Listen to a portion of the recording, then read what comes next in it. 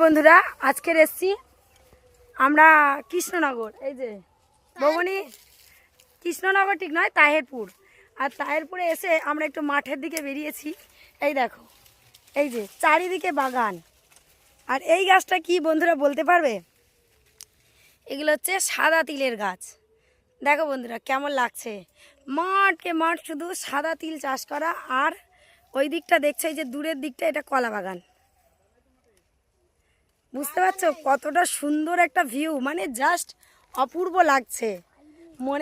মানে এখানে এলে সত্যি মন চাইবে না যে বাড়ির দিকে যাই, এখানেই দিনটা কেটে যাবে। আর এই দেখো, এই যে আমাদের বৌমণি আরিয়ান, আমাদের ছোট হিরো, এটা ছোট হিরো, তোমরা অনেকেই চেনো। আর এই যে আমার কর্তামশাই, আর দাদা রোদে আসবে না বলে দাদা দাঁড়িয়ে আছে। এই যে এই যে এই যে বলতে বলতে আমাদের দাদা চলে এসছে, মিঠুন দা। মানে রোদে আসবে না, কি করবে, এই প্রচণ্ড রোদ তো।